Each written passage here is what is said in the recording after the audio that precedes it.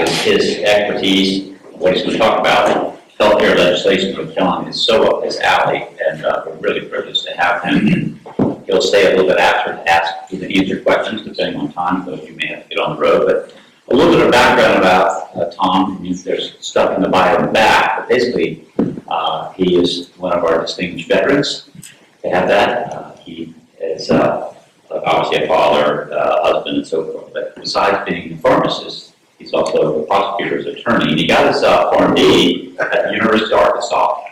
His JD from Kimball, where I've been serving as a chair of surgery, and it's just nice to make these connections. But his background is really, really terrific. When we think about this topic, he's a member of the North Carolina. He served and worked as an art member for the North Carolina House of Representatives. He's worked as an assistant district attorney and chief of staff at the North Carolina Judicial Branch, working with the Chief Justice. You guys all know Paul to be our dear friend. And what's neat about Tom's additional background, he serves as a judge advocate in the North Carolina Army National Guard, as well as an adjunct professor at Regent University School of Law, my hometown. I used to actually clean Regent University offices and stuff like that. It was really kind of beautiful thing. So quite a nice pedigree to have as our speaker. So we should join with me and welcome him, Dr. Tom Murry.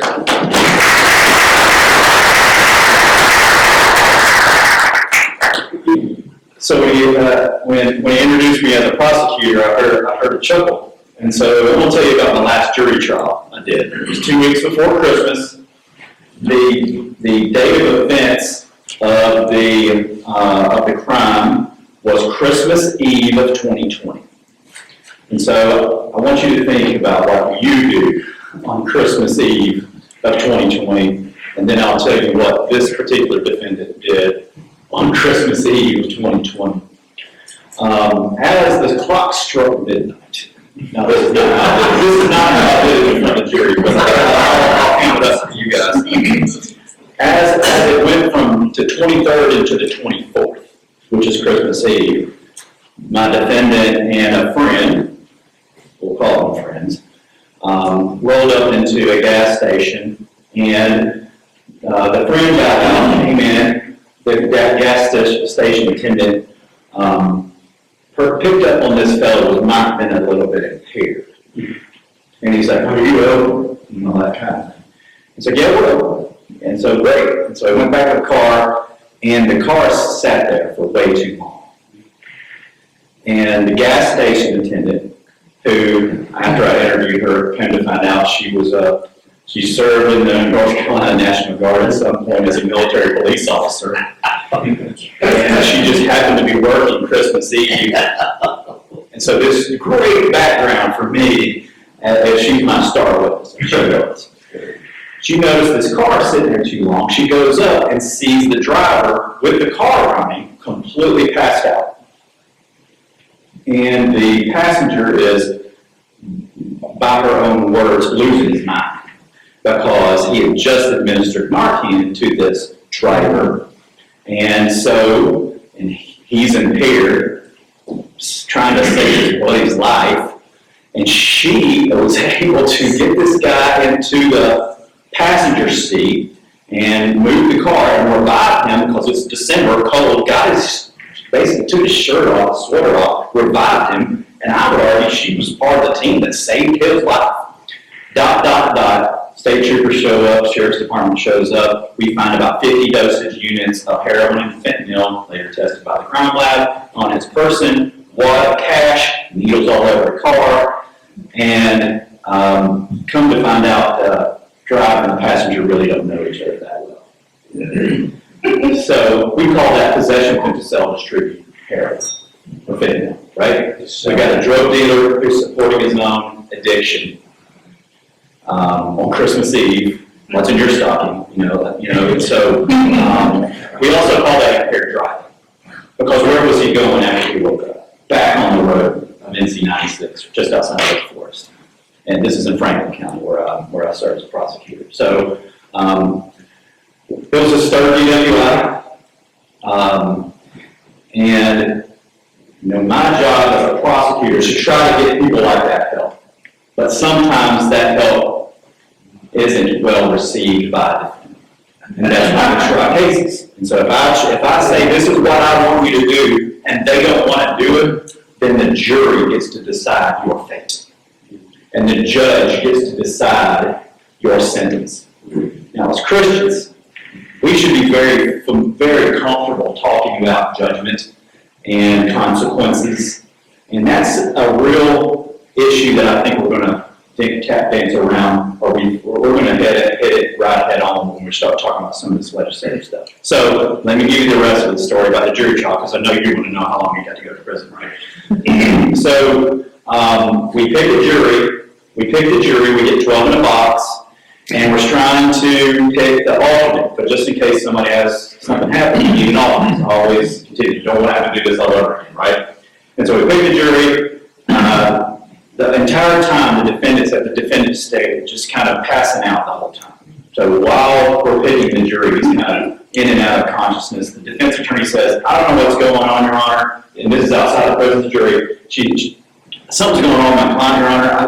I'm concerned that he's already tainted the jury by passing out. And he did. I mean, I had to punch him with a ink pen, that kind of thing. And so the judge was like, what's going on, Mr. Defendant? I worked real late last night. I'm real tired. Okay, we're going to stop today, then we're going to pick the alternate juror tomorrow. Everybody come back 9:30 in the morning, fresh and ready to proceed. And so come 9:30 the next morning, no defendant. Judge says, Miss Defense Attorney, where's your client?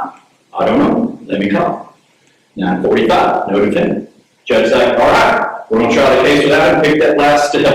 Pick the last alternate juror. We picked the alternate juror, tried the case that day.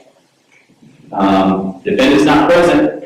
The jury finds him guilty of all charges. Come to find out that defendant, on his way to court, we remind you this courthouse is in Lewisburg, North Carolina. He crashed into a house in Wendell. 4th DWI was picked up by Wake County Sheriff's deputies, put in jail. We found out that this all happened on Thursday. So this is, Monday jury trial, Monday jury selection, Tuesday trial. Wednesday we find out where he is. Thursday we get him back to that courtroom and he gets sentenced. Now, does this sound like this gentleman had an addiction problem on opioids? This is what it looks like, folks. I'm giving you a boots on the ground, real life story in a real place, in a real town, in real North Carolina. Okay? And it ended in a house where he crashed into it. Now, if he would have crashed in that house, we might not have ever found him, truthfully. Who knows what happened? Who knows, he might have overdosed. And this all started with an overdose in a well-intentioned gas station attendant who saved his life. So I tell you all this story because we talk a lot about addiction, and it's one of those things that I think you just need to know the other side of the story from a prosecutor's perspective. So, best job I've ever had is serving as a state assistant district attorney. It's a great. There are 44 prosecutorial districts all across the state. They're good folks to know. Good folks to know that. You want to talk about a partnership between medicine. There are drug treatment courts in certain areas of North Carolina. There are veterans courts in certain areas of North Carolina. But there is plenty of places that are resource rich and then resource lack. I just happen to be in a district that is we don't have addiction specialists in Vance, Franklin, Granville, Warren, and Person counties. And so, unfortunately for this fella, the system to a certain extent failed him, and now he's spent the next 3 years in prison. And I think we saved his life a little bit, too, by the way. So, with that being said, get into politics or get out of healthcare. That's a shocker type of statement. Right? It's completely intentional. It's completely intentional. If you're not willing to engage in the political process, then you're going to get the results that you get by not doing that. Okay? And so one of the speakers this morning was from Shelby. Who's your state legislator, sir? Tim Moore. What is Tim Moore's role in the state of North Carolina? He's the Speaker of the House. He's the Speaker of the House. Do you know what number is on his license plate? A 3. Do you know why there's a 3 on his license plate?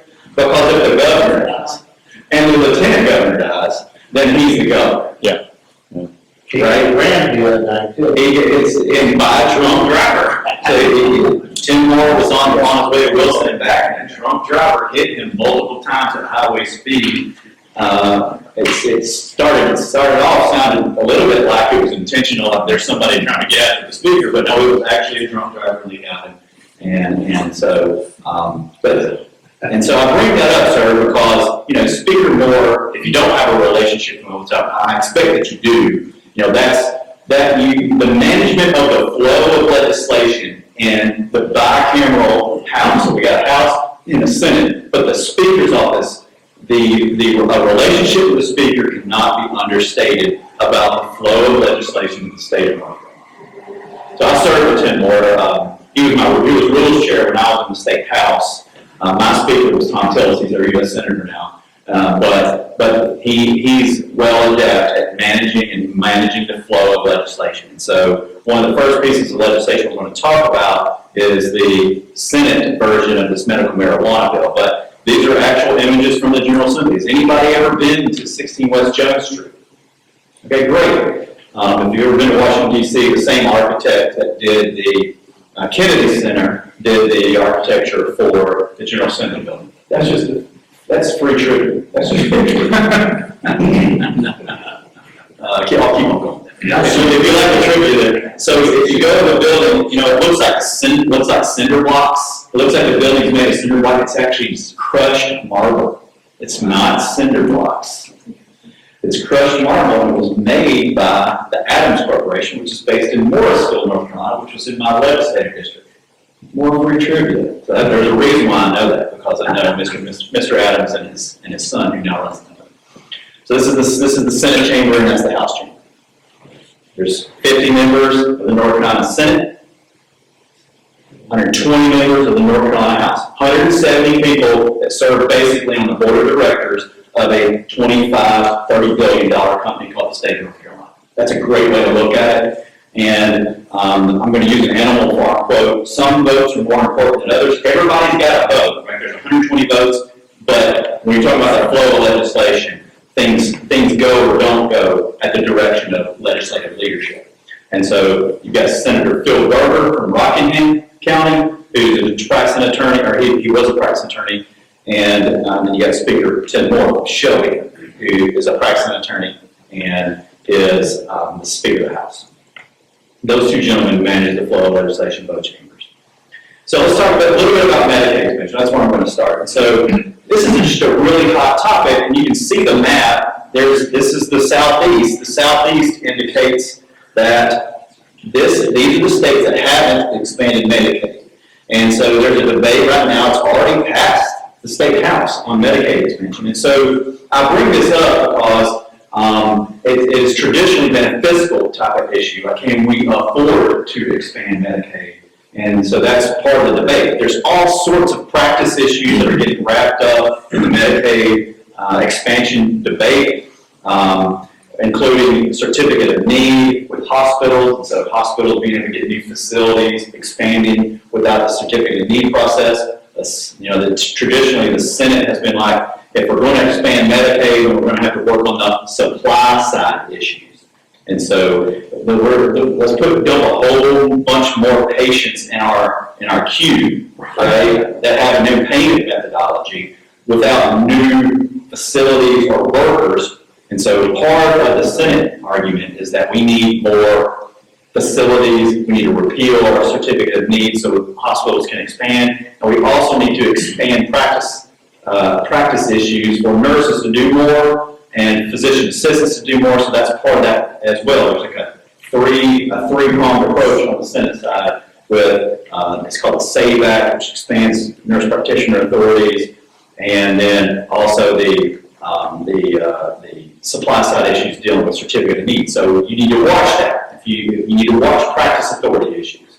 And so it changes prescribing patterns in the state. When more practitioners have more authority, then it completely changes prescriptions and how the flow of medicine happens in our state. And so, like I said, this bill passed the House last week about Medicaid expansion. These are direct quotes from news articles from legislative leadership. I wanted you to hear what they were saying to news reporters about these issues. And you can see on Senator Berger's side, it's nothing. He wants to eliminate regulatory red tape and other bureaucratic barriers, and that's that certificate of need and practice issue. So stay tuned on as this bill moves through the legislative process. You're going to need to watch those practice issues, I think.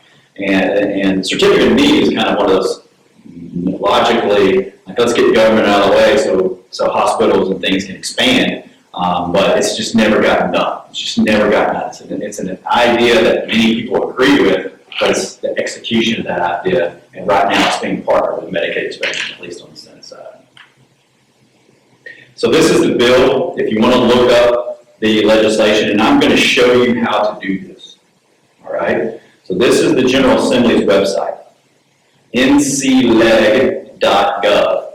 And if you want to find the bill, right up at the top, I'm typing in House Bill 76. This is current session, and you can see the legislation. Access to healthcare options. The reason why I'm doing this is because I want to show you when I look at a bill on the outside again. These are the sponsors. So you got Representative Donnie Lambeth, who's a hospital administrator out of Winston-Salem. Representative Donna White, she's a nurse. She was on the school board before she got elected to the House out of Johnston County. You got Michael Ray, he's a Democrat from Halifax County. And then you've got Representative Humphrey, who works in insurance out of Kinston. Well, look at all this. There's 120 members of the House. You can kind of see the support just on the first page of the website. You can see the support from the State House for this bill. The other thing I would point out to you, there's not a Senate companion to this bill. So if there was a Senate companion, I'll show you one of these in a minute, you got a House bill. This is a straight House bill. Some legislation has House and Senate, which is the same legislative language in both chambers. Does that make sense? And so I'll show you one of those in a minute too. But I wanted you to see this. If you scroll down, you can see the votes on this. So second reading, every piece of legislation has to be read 3 times. It's by the Constitution, it's the North Carolina Constitution. The first reading is when the bill gets filed, the next day it's read in, and then it gets referred to a committee. Once it comes out of committee, it has to be read a second and third time on the House floor, meaning you get 2 votes. Now sometimes those votes happen on the same day, depending on whether it spends or raises money. That means it has to go on the next day, so you actually have 2 recorded votes. If a bill doesn't spend or raise money, if it doesn't spend or raise money, they can actually do a second reading and third reading on the same day, and then you'll only have 1 recorded vote, okay? So this one, because it spent money, it's Medicaid expansion, so this is functionally an appropriations bill. It had 2 votes, so you can see almost 96, 92, I got some excused absences. I think that happened on a Friday. I think that's right, the 16th on a Friday. No, it's not right. But you get the idea. Sometimes people don't come back. They want to go back home to their legislative districts and get an excused absence, or for whatever reason. So 96, 23, 92, 22. Every one of the no votes are all Republicans. So these no votes on this, let's just look at the second reading, and you can see this. So you can see the ayes. There were no Democrats that voted no for it, and then there's a list of about 23 Republicans that voted no on this bill. I'm just showing you just so you can see how this is all really easy to find, really good, easy information to find. And all you really need is a bill number. That's why I'm giving you these bill numbers. So, let's see here. So, I'm just going to highlight, this is the access to healthcare options, House Bill 76, which is basically the Medicaid expansion bill. It helps individuals 18 to 64 with incomes up to 133% of the federal get Medicaid starting January 1st, 2024.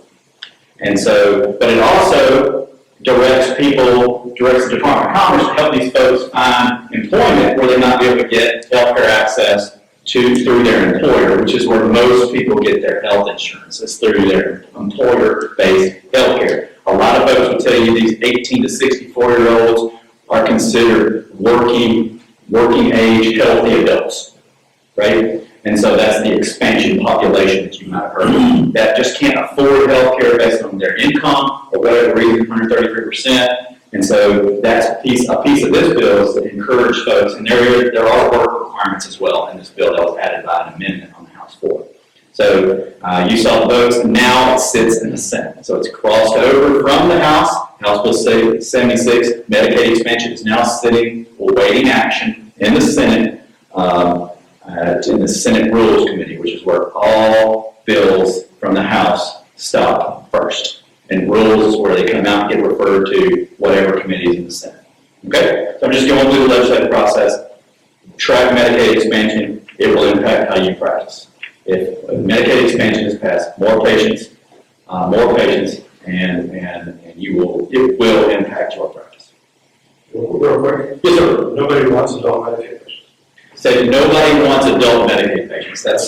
And so this is a new patient population that are going to have to find care from somewhere. And if people are saying no, we're chock full of Medicaid patients, then necessity of boards of vacuum, some practice somewhere will pop up and take these patients.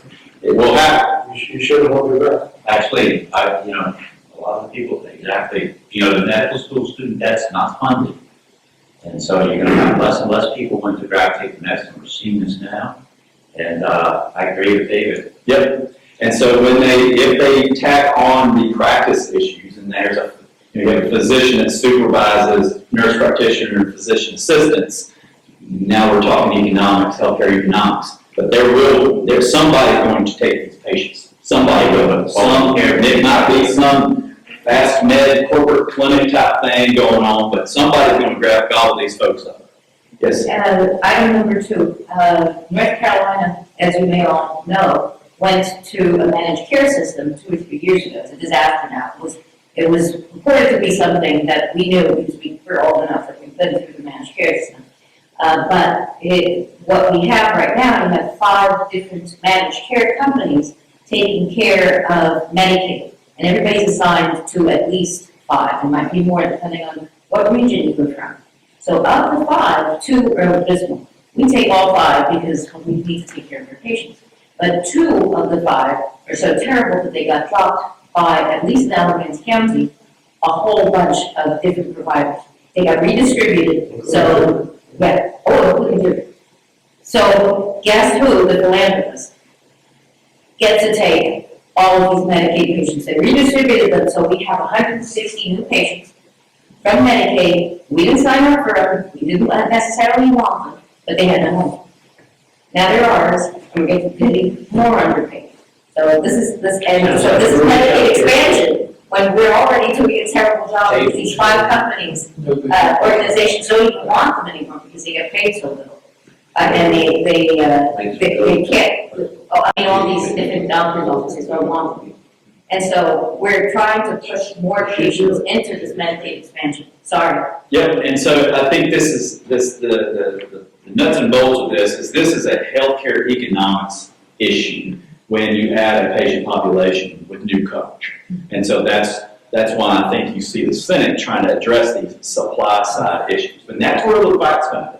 That's ultimately where I think the real fight is going to be, is whether we do repeal a certificate of need and expand practice authority for allied health professionals. Yes, sir. I understood it from the Wall Street Journal, but the problem, and I heard it from Tommy, the guy who's head of HSS, Senator Bush.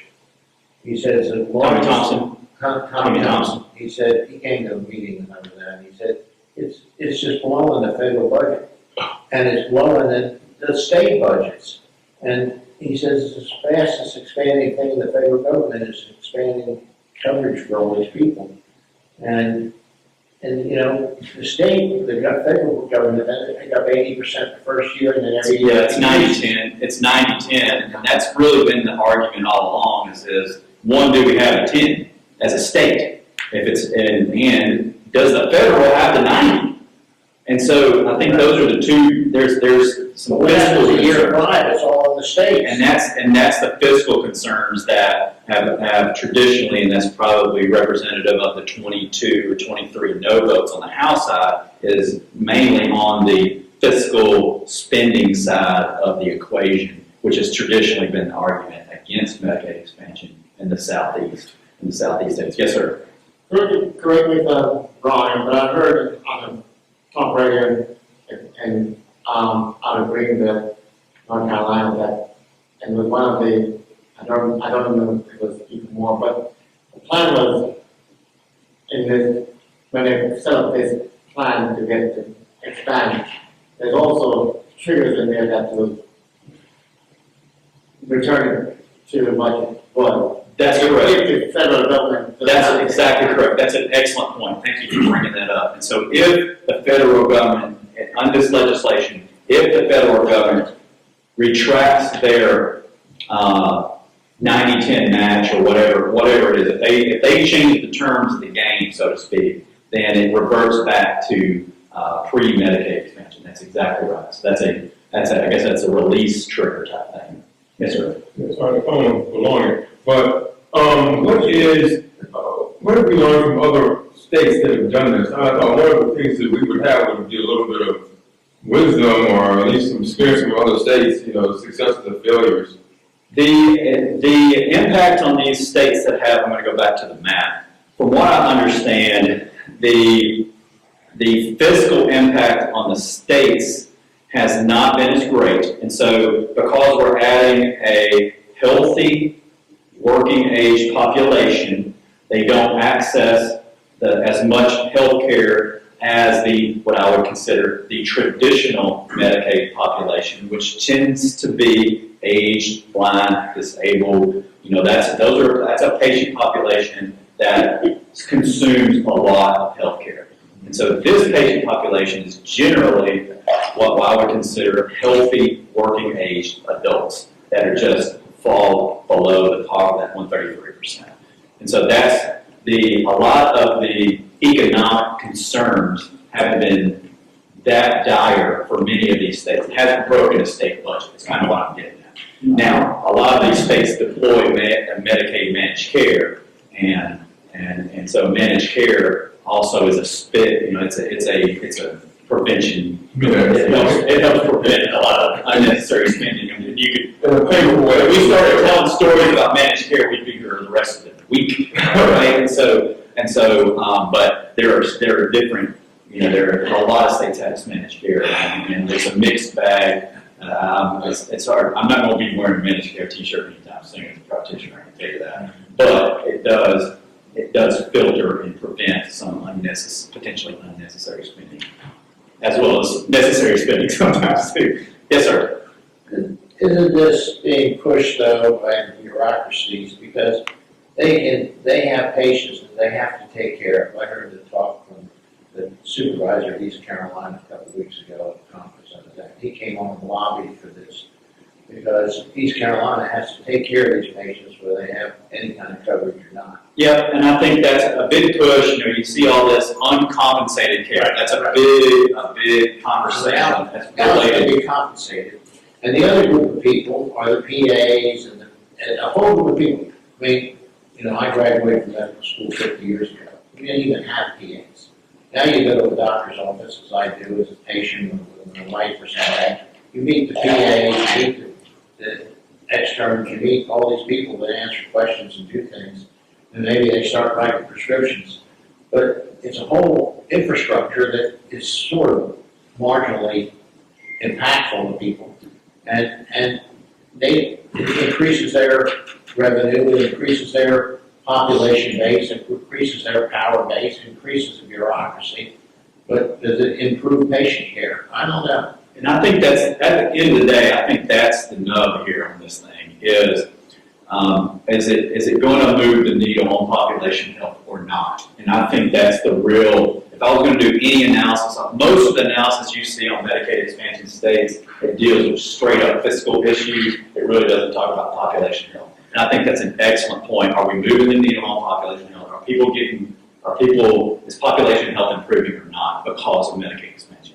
And I think that's a mixed bag of results too. It's not real clear. But I think the general consensus is that if you have healthcare coverage and you access healthcare, your healthcare improves. Well, I'm not so sure I'm willing to buy that line because if I would rather them make better choices before accessing the healthcare system, and then you don't have to access it. And so I think what Americans really need, truthfully, is catastrophic coverage. Like they need to have catastrophic coverage, and we need to treat primary care like as a way to decrease your premium for your catastrophic coverage. Does that make sense? If you aren't smoking and you go to your primary care doctor twice a year, then your catastrophic care coverage is lower. Because what bankrupts Americans? It's not the need for their diabetes refills. It's the heart attack they can't afford, or that true medical emergency where they break something and they're in the hospital for a month. Right? That's really, and so I think that a lot of the compelling stories in healthcare are those catastrophic situations where medical debt is weighing down Americans because they didn't have healthcare coverage. And so that's where I think catastrophic coverage is probably what we as a country need to focus on, because I think that'll prevent medical debt. So I got a couple more topics. You want to talk about Medicaid expansion a little bit more? Are we good? All right. So we can revisit some of these, but I kind of want to. I don't think we talked about Medicaid expansion as part of this forum yet. It's probably the first big healthcare issue that the General Assembly is addressing that's already passed the House. So I know Courtney's here, and I've sat with her on the North Carolina Values Coalition post-Roe action by the states. And so that was really the result of the Dobbs decision, is moving the decision from the federal Supreme Court judiciary, moving it back down to the states. That's really the nub of what happened in the Dobbs decision. And so you can't really see this. This is a mishmash of, it's really fuzzy. But what you see here is these purple are states like California, Washington. Those are states that explicitly protect abortion. The orange states that don't have a hash, those are states that have trigger laws that were passed before the Dobbs decision that would render most abortions illegal in those states. And then you have those are the orange states. And so I'm having trouble reading my own map. But that's the buckets that's the bucket of states we have. We have states with trigger laws and states without trigger laws, and then states that just completely say pretty much all abortions are legal in those purple states. Okay? So that's the reflection of the map. You can see North Carolina we have a 40-year-old law in North Carolina that protects life starting at 20 weeks. It's been on the books for 40 years, and so that's the law in the state of North Carolina. So that's considered an unenforced pre-Roe ban on abortions. That's what the North Carolina, and that's consistent with Wisconsin and Michigan and West Virginia. So those in Arizona. That's what that. So we had a law pre-Roe. Post-Dobbs decision, that law is now in effect. So we have a 20-week protection on life in North Carolina. So what do they say? This is another series of quotes. Now there was a speaker more recently was on a podcast hosted by Tim Boyum, who does the TV station Spectrum News and Capital of the Night. He was on a podcast. I would highly recommend you listen to that podcast episode featuring Speaker Moore, because I think the decision point is, so the heartbeat bill would be a 6-week protection at life, and then there's a conversation about 13 weeks, it seems to be the other, which is the first trimester. And so what Speaker Moore said in that podcast was somewhere in between that is kind of where he was looking at from a House side of things. And so six weeks protection of life is what we would call a heartbeat bill, and then 13 weeks is that first trimester. And so I wanted you to see this quotes from there. So that's the most recent, because Senator Berger specifically mentioned the first trimester or 12 weeks, 12 or 13 weeks. And then Speaker Moore has most recently said, seemed to put the 6-13 and seemed to be striking a middle ground, but between 6 and 13. Any questions about pro-life Do legislation? you think the simplest thing for them to do is leave it alone? Well, I don't think they're going to do that. So the question was, the simplest thing for them to do would be to leave it alone. They're not going to leave it alone. They're going to move the needle beyond 20 weeks. I'm not a bet man, but I think something's going to get done beyond 20 weeks. Beyond 20 weeks. What's the political, they wanna move to the blue states, they wanna move to Maine? No, we're gonna protect life. We're gonna protect life early. Oh, I'm sorry. Yes, sir. Yes, sir. No, they're not gonna, 20 weeks is the floor. Something's gonna move. We're gonna move towards 13, towards 6, that direction. Something's gonna happen. Something's gonna happen. Potentially. And really, that's exactly right. They're gonna move the needle. They're gonna move the needle towards more protections for life. That's gonna happen. I refuse to predict what's gonna happen because there's a healthy negotiation that's going on right now. Gordon? Yeah, you and I talked about, some of the drugs that will be available through Walgreens and CVS, that one can take at home that may have some significant health consequences, obviously for the child, but also for the mother. And do you see any movement, anything being written? I haven't. Can you comment on that drug? Yeah, the question was about basically mifepristone and misoprostol, the two abortifacient drugs that are on the market. There is a law, when I was in the General Assembly, we passed it that those drugs have to be administered in a medical facility. The FDA recently has changed the REMS, if you're familiar with REMS, the risk mitigation strategy for these drugs that have risk, which is the R in REMS. So that's a foot stomp. That's how we do it in the Army. When we ask you a question or we're about to say something that's going to be on the test later, we're like, R is risk. That's the foot stomp when it comes to these drugs. For me, as a pharmacist, these are drugs that have an inherent risk. And so they were risk management strategy drugs, mifepristone and misoprostol. And so when I was in the legislature, we passed a law that required that those drugs be administered in a medical facility. FDA's has been dialing that back, and they dialed it back all the way this year, January of this year.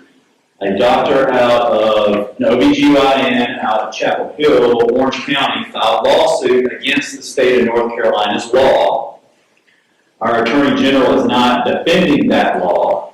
Our legislative leaders are intervening to defend that law. And so the challenge is basically the state law supersedes the federal law. Federal regulation should control over the state law. That's the crux of the litigation. And so that's where we are. A complaint has been filed. The complaint has not been answered. But legislative leaders are going to be answering that on behalf of the state of crime because our Attorney General is not defending that law. Yes, sir. I don't have any OBGYN experience, so, what is the danger of those drugs being, bought over the internet and taken at different stages of pregnancy? I think the number one risk to females taking that drug is abnormal bleeding. And Will it cause deformity in the birth? Will you have birth defects? well, I mean, they are effective in causing an abortion medically or chemically. If that's kind of an odd way to phrase it, effectiveness, but What's gonna happen? but it's a very it's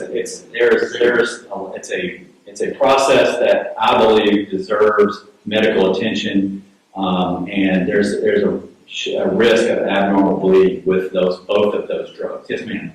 So the end effect will be if a 20 or more week pregnant. That's a great question. She's going to go home and deliver her child. And I think that's a great point. That's an excellent point. The drugs are indicated not beyond 10 weeks. The drugs are not indicated for to be administered to any female that's pregnant beyond 10 weeks. And so that's the cutoff. And so I think that's why you need medical intervention. It's very difficult to determine gestation over a Zoom. And this is my major. This is all clinical. These are in my opinion, clinical concerns. Like we need to get the right. Everything needs to be right about this diagnosis and prescribing. It's just really difficult to do this remotely and over a Zoom and all these different things. I think that's the inherent in the practice of medicine is the laying on of hands, all right? And that's the classic North Carolina Medical Society when a lot of these telehealth type things come up. But there's a big part of the practice of medicine is that personal interaction and laying on of hands, the treatment of the patient personally, and this is a personal, this is a very personal thing that needs to happen. And I think taking some of these restrictions away actually won't benefit patient care and ultimately could cause harm because of the danger. I would argue these drugs are very, very. There's an inherent risk with both of these drugs, and I'm just talking straight up clinical right now, right? And I think that there's a reason why they were placed in that risk management category by the FDA initially, and it's been weakened over several. I'm just curious what's gonna happen, because it will happen. Yes, sir. Just like, illegal drugs are sold on the street, this drug will be sold on the street, but if it's not sold over the internet one way or another. Yep. The question is what will happen to the babies and the women? But I will say these drugs are reversible, so they are reversible. The drugs are reversible, and so I think that's part of the conversation. I've had this, actually the North Carolina Right to Life breakfast this year, there was a doctor that spoke about a successful reversal of after post-administration of one of these drugs, because it's generally a 2-dose series. After the first dose, the woman who took the drug decided, I shouldn't have done this, and they figured out a clinical way to reverse that drug. The baby was born. And it's really interesting. It's a really awesome story. So that's the rest of the story on this. These drugs are reversible, because I think that's baked into this a little bit for me. Is if you I need to do something now. I get on the internet, I get the prescription. The prescription comes to me, I take it. Oh no, what have I done? What can I do? Well, there's an opportunity. There's an opportunity for us to be smart on the reversibility of these drugs as well. So that's another piece of that. So thank you. Thank you for bringing that up. So we're good on this. This is the pro-life legislation, that potential. So I think I've articulated. So let's talk about marijuana. I know we've talked a little bit about this. I believe this will be up for a vote next week on the Senate floor. These are the states. Recreational and medical use are green. Medical use only is yellow. And so we're neither in North Carolina currently. But I think a picture's worth 1,000 words. If you don't think that legislators look to see what other states are doing, we absolutely look at what other states are doing. I mean, it is absolutely one of the things we look at. But we also look at what states that border us are doing before we look anywhere else. And so that whether it's economic competition or whatever issues we're dealing with, we look at our border states and then we look and see what's going on in the country. So I want you to see that. That's why I'm putting these maps up here so you can see what's going on. So the North Carolina Compassionate Care Act, Senate Bill 3. Now, I'm mentioning that bill number, I'm gonna pause on the bill number because it was the third bill filed, that's what that means. So the Senate Bill 1, Senate Bill 2, Senate Bill 3, right? And so it was the third, and then the Rules Chair in the Senate filed this bill. It's Senator Bill Raven, he's from down East Brunswick County area. He's a veterinarian by trade, and so he's been working this issue. And it would allow for the sale of cannabis and cannabis-infused products to qualified patients with a debilitating medical condition through a regulated cannabis supply, what that looks like are 10 dealers, and that's the legislation. A dealer. It's in the law. That's actually what the law says. And so 10 dealers with 8 outlets each. Okay, so 80 spots across the country. And so this was passed out of committee this week. I'm going to get back out of this. We're going to go back to the legislative website. Anybody remember the bill number? 3. Senate 3, S3. I'm just showing you how to find it. I want you to see this. So you saw, remember the Medicaid expansion bill, the number of people that sponsored it and all that. So the Senate's smaller, so you shouldn't expect the same amount of names and everything on a Senate bill versus a House bill, right? But you got Senator Raven, he's, like I said, from Brunswick County. Senator Lee's from New Hanover County, and then Senator Lowe, he's an African-American Democrat senator from Forsyth County, and he is in the ministry in some capacity. Some sort of a, let's click on, what does he say is, so you can click on somebody, and they'll tell you what their, a lot of times they'll tell you what their occupation is, but I guess it didn't have one. But Senator Lowe is from Forsyth County. And then you've got various members of the Senate, bipartisan members of the Senate who are sponsored. Sorry, again? Didn't Barbara, the guy that used to lobby somebody, did he teach a course at Harvard now, something like that? I think you might be right, sir. I'm a House guy, so I don't know a lot of the senators. No, I'm speaking of, you should protest in front of the House. Oh, you're talking about NAACP. He's in the business, he's a reverend barber, he had a cross. That's Wow, that. NAACP, that's the NAACP. I think you're talking about the NAACP. So this is, I just wanted to show you the process. It was reported, and it's now been referred to the Rules Committee. It's expected that there will be a vote on it. I'm sure the Senate will be caucusing on this bill probably Monday night is my expectation. And so just kind of an idea of what happens in the legislative caucus. It's when the majority meets in a private meeting and they discuss the bill so they get an idea on who's voting yes and who's voting no. Okay? And so generally my experience has been that legislative leadership will not bring a bill to the floor unless more than half of their caucus will vote yes for it. And so let me flip that around. I'm like, what's the big deal about that? Because you don't, as a legislative leader, you don't want to advance legislation where you're depending on the other caucus to help you get this bill passed. Right? Now does it make sense, right? And so you want to know that you've got a majority, more than a majority support of your caucus before this bill advances. And so that's generally how it happens. So my expectation is that's what's going on the Senate side. They're going to start counting noses. There's only 30 of them to count.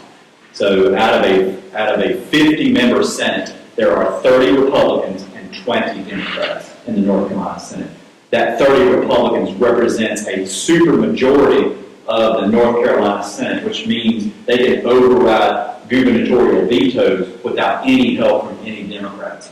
Unlike the House, the North Carolina House, there are 71 members of Republicans in the North Carolina House, and supermajority is 72, which means in order to override a gubernatorial veto, you need at least one Democrat to join all the Republicans to override a gubernatorial veto.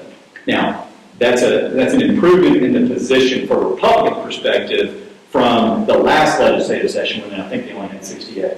Now, I'll tell you, when I was in the House, the governor was Governor Perdue, and we had a 68-52 majority in the House, and we overrode scores of vetoes by Governor Perdue. But that was a much different Democrat caucus when I was in the legislature. We had a lot of what I would consider, conservative, pro-business Democrats that were in the North Carolina House that would gladly override a veto if it helped either their district or advanced some of the issues that were important to them. And that's a major shift. That's a major shift. There are that population of pro-business conservative Democrats in the North Carolina House, in my analysis, is dwindling. That being said, I think they're going to be able to get one Democrat to join them on overrides multiple times this session. And medical marijuana is not going to be one of them that's going to pass by overwhelming. And so I think on the House side, I think the fight is actually on the Senate on this one, truthfully. I know in my conversations with folks about medical marijuana who serve in the legislature, I think probably the point of contention that we probably ought to consider is the definition of post-traumatic PTSD, post-traumatic stress disorder, because that's one of the areas. And so there's a really interesting podcast I listened to recently, Art of Manliness. It's one of the podcasts I listened to, and they had a fellow who talked about trauma and how overdiagnosed PTSD is. And so I think that's going to be something that merits consideration and clarification as this legislation progresses. And I think that might be a topic of conversation if you're going to engage with a member of the General Assembly. You might want to talk about your experience with people who suffer PTSD and the diagnostic process and the DSM criteria and all those things that go into the diagnosis of PTSD. Yes, sir. I'm sorry. Is there a list of debilitating medical conditions? Yes, let's look at it. Thank you. Let's just go ahead and look at it. I'm going to pull it up. I'm going to pull up the third edition. And who generated the list? Oh, well, that's a, I'm pretty sure they're not doctors. I'll be asking. let me see here. There is not a position in the Senate. Adcock said nurse practitioner. I know this, when this bill, here's your debilitating medical conditions list. Cancer, epilepsy, HIV positive, Crohn's, sickle cell. So that's, and this is the hospice, bedridden, PTSD. I'm going to highlight this. So that's the current definition. One or more traumatic events. Active combat zone, that was something that I know I had a conversation about that, about active combat zones, because that typically, in the legislative committees, you see a lot of veterans groups coming to advocate for this particular piece of legislation based on combat-related PTSD, but they also added violent sexual crimes as well. Yes, ma'am? That was my question was, so who created this list of these medical diagnoses that have not been studied or investigated and there's been no, it sounds like legislators are making up medical diagnoses. In the National Academy of Medicine that you had only showed there were 3 that had sufficient evidence and all these were insufficient if none. Yeah, and so these, more likely than not, and my understanding is the development of this list was based on what other states passed in their medical. Because I'm not feeling comfortable to write a prescription that, I don't care if my patient has sickle cell anemia, I have no studies backing me up, no evidence-based medicine that says that somebody. And I think that's we have a robust drug development system in America. The Food and Drug Administration, it's robust. Whether you like it or not, it's a $1 billion process to get a drug to market, right? And so there is an FDA-approved drug that was branded under the name of Marinol. Right. this synthetic cannabinoids. It's been on the market long enough to have a generic. And so I think that's a good example of a drug that's on the market. When I was in the, prescribed that, Yes. I prescribed that, but not for these other diseases. and so I think another piece of this is when I was in the legislature, there was a new product called Epidiolex. I'm sure you remember this. These tragic children's seizures, and it was really, it's really heart-rending, stories of these children that would be benefited from this investigational drug. And now we're talking minute, very, very small amounts of tetrahydrocannabinol. I mean, we're talking very, very small amounts of Epidiolex comparatively to the smoking of marijuana, which is, I think, mainly a big part of what we're talking about. But even the synthetic cannabinoids that we're talking about here, a lot more THC active component in what we're talking about here compared to Epidiolex. But we allowed that when I was in the House through like controlled trials at peer-reviewed institutions. I mean, it was a very narrow, tight shot group. I'm sorry if I talk military too much, but it was a very, very tightly crafted on getting, because these are highly complex patients too, by the way. And so I'm going to speak to you as a clinician now. Right. We don't need a shotgun approach to these, and I think that's a big clinical concern that I've got, is we don't want to just open this up. It's got to be very regimented and calculated, because, and I'm sure we could all tell stories about a managed care rejection on a therapy that we wanted to try. And my example is when, if you remember when Nexin was new, or if you remember when that was a brand new drug, Prilosec. When Prilosec was a brand new drug for GERD, you couldn't get anybody to pay for it because you had to fail on Pepsid first. You remember this? Am I speaking? And so just think about that. This is a legitimate. There are legitimate reasons to skip Pepsid altogether and write Prilosec first therapy. If they present to you with bleeding ulcers and untreated, I need to start off with an H2, not these. I need to start off with a proton pump inhibitor, not an H2, right? But you would still have to jump all these managed care hoops. Now let's apply that to medical marijuana. Let's apply that clinical. What would have to fail in these patient populations for you, clinician, to want to prescribe a synthetic cannabinoid? And I think there's a lot of other therapies that can help these patients before you get to medical marijuana. So I think that's a clinical conversation that you should be willing to have with members of the General Assembly when we're talking about this. That being said, it seems to be that this is going to happen, and it's going to be a bipartisan. Yes.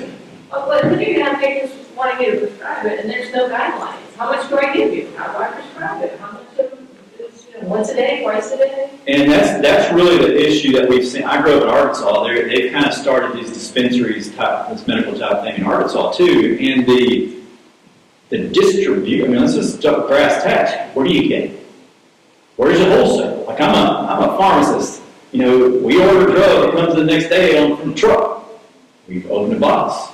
And so there's a whole set of additional logistical issues that I think are going to be presented. And so I think, the licensure of this too, if you look at this, there's this regulated system is through Department of North Carolina Health and Human Services, because you're going to make the Board of Pharmacy do this, you're going to make the Board of Medicine do this, and so I think HHS is going to have to figure out a lot of logistics on the distribution network, how they're going to get licenses, and that's really, there was actually litigation in Arkansas over that limitation. So I think that in our bill and the Senate Bill 3, it's 10 dealers at 8 outlets each, and there was litigation over. I wasn't one of the 10. I'm suing the state, and that jammed that up too. So I'm just saying and the other states that we've seen, there's ripple effects. I'm gonna get him first, and then I'll get you, sir. Ma'am? Yes, sir. That's two questions. SB 3 is the same as HR 711, right? I mean, it came out of the House. That's correct. I think that's correct. It is not exactly the same, but they've tweaked it, but substantially similar, yes, sir. Okay, and the second question is, I've had dental patients who have MS, and they would always say they were prescribed Marinol or something like that, and they didn't like it, so they smoke it. Smoke to get a quicker result. Are we saying that we're going to, like, prescriptions for weed? I mean, is that, I'm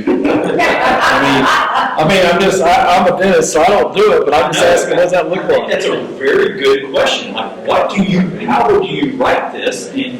And it's going to have to be like, I've prosecuted enough drug dealers to know that, a dime bag is worth more than a pound, and so, and things like that. I think you're going to actually get into this dosing and quantity and all the things. There's going to have to be a host of additional regulatory input through the administrative process, through the rulemaking process on, if we're limiting opioids, what that stop at? I think you got 5 days of opioids first therapy, right?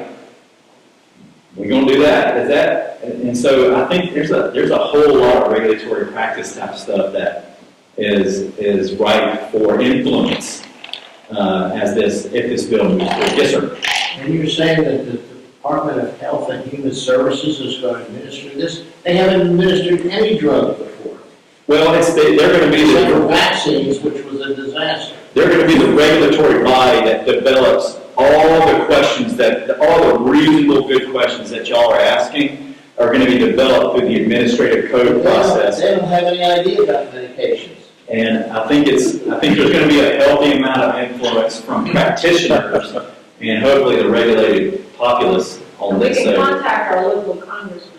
And so I'm going to address one last issue, and I wanted to show you this bill. It's called the Medical Freedom Act. And the reason why I'm showing this is because there's a House version and a Senate version. It's the same bill. And so it prohibits state and local governments from denying or refusing employment for anybody who is refused a COVID-19 vaccination or a series of vaccinations. And you can't retaliate against people who don't at the state and local government. And so I bring this up because I think this is a very hot topic. Specific to COVID-19, very, very hot topic. I think you're going to see movement on some sort of Medical Freedom Act specific to the COVID-19 vaccination. And so I wanted to throw that up as one other issue, mainly because there's a House and Senate component. The House has a Medicaid bill. I expect a Senate Medicaid bill. The Senate has the medical marijuana bill. I don't think the House is going to file their own. I think they're going to just respond to the Senate version. I think that's widely viewed as a Senate issue. And so I bring that up because I have a feeling that medical marijuana is going to turn into a negotiation tool that the House will use to achieve their goals for certain things, maybe Medicaid expansion.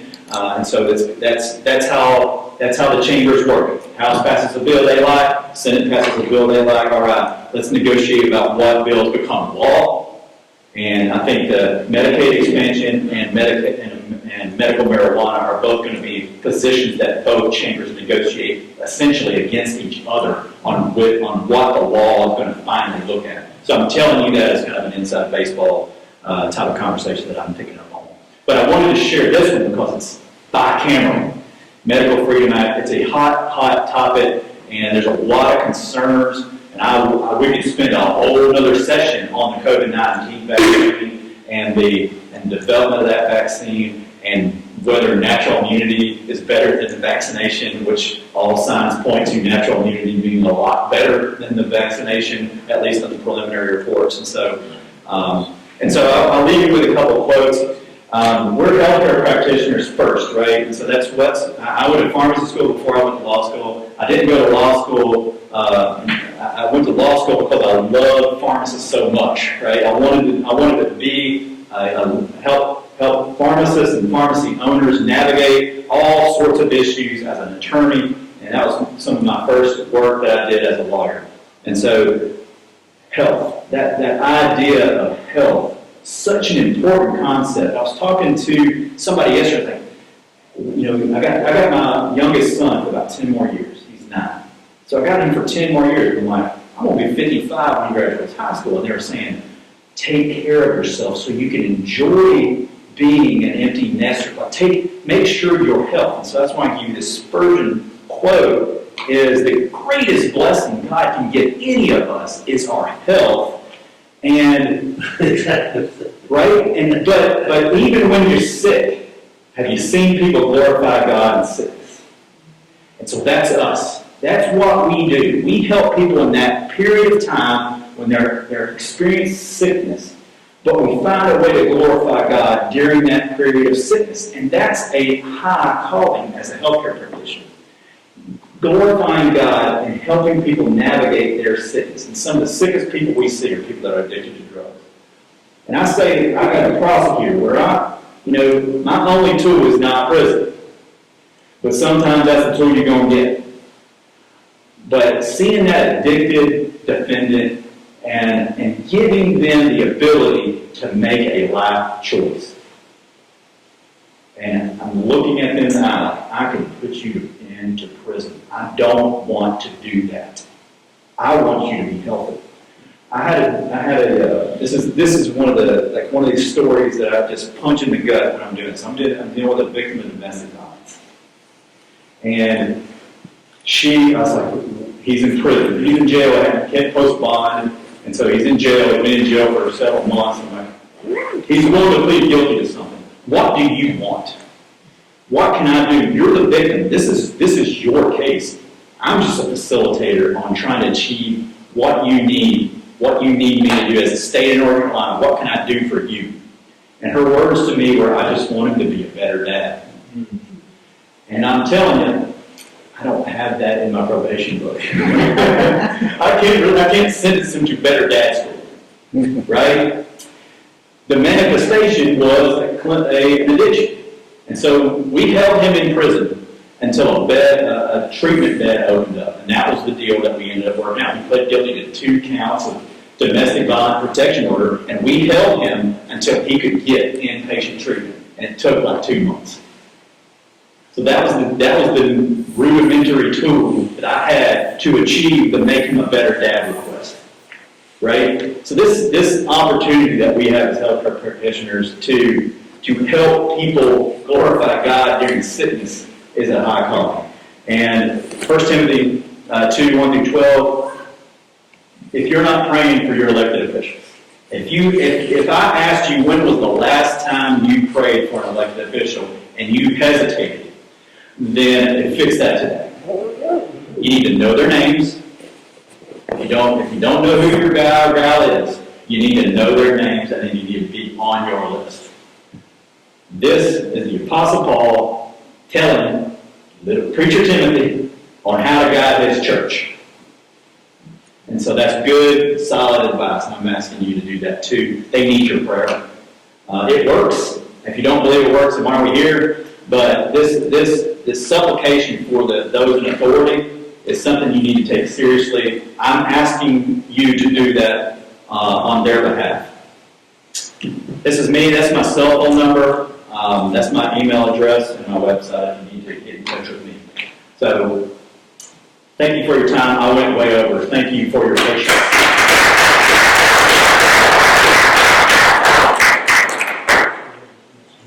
Right here.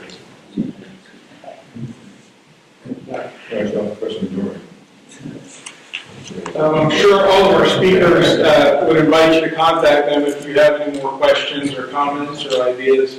Could we give them one more round of applause?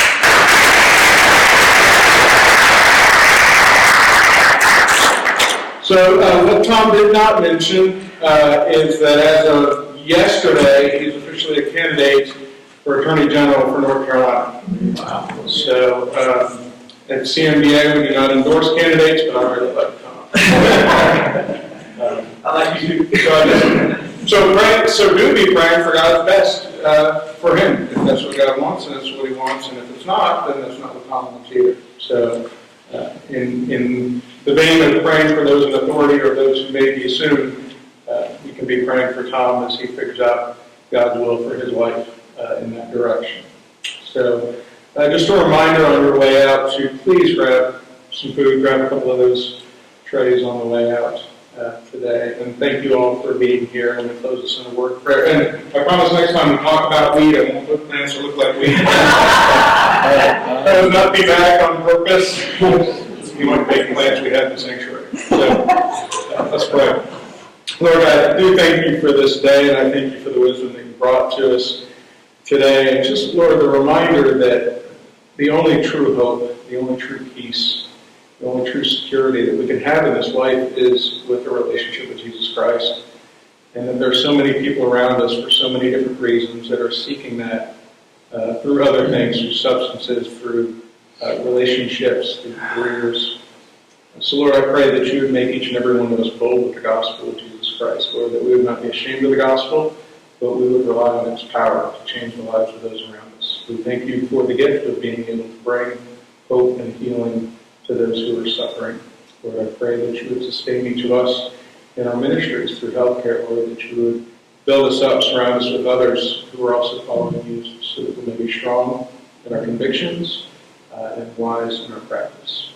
We pray all these things in Jesus' name. Amen. Thank you. You all have a wonderful afternoon.